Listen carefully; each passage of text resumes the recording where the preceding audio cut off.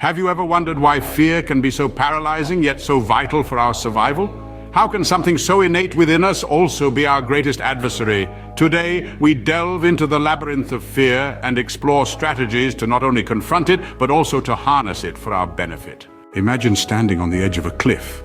The wind howls in your ears, your heart pounds in your chest, and your mind screams at you to step back. This is fear in its most primal form. It's a survival mechanism hardwired into our brains, designed to keep us away from danger. But what happens when fear doesn't protect us, but rather holds us back? The first strategy to handle fear is understanding it. Knowledge, after all, is power. Fear, at its core, is an emotional response to perceived danger. It's our brain's way of saying, hey, this might not be safe.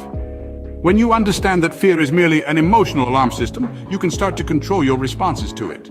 Next up is exposure. Remember that cliff from earlier? The more you stand there, the less terrifying it becomes. That's because exposure to a fear can desensitize you to it. Start small, take baby steps, and gradually face your fears head on.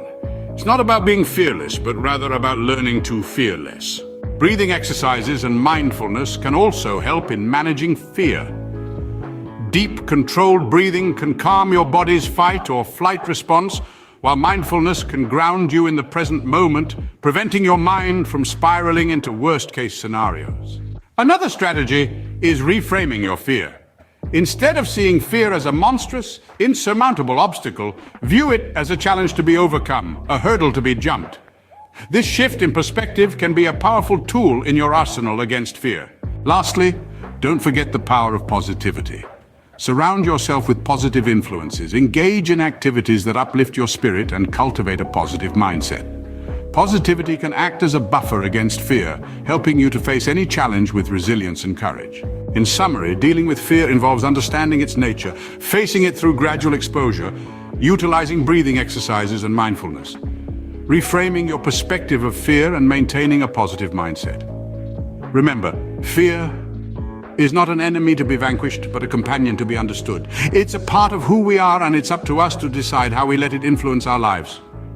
Remember, courage isn't the absence of fear, but the triumph over it. So embrace your fears, challenge them, and let them guide you on your journey to becoming the best version of yourself.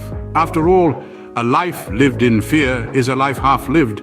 So go out there, face your fears, and live your life to the fullest.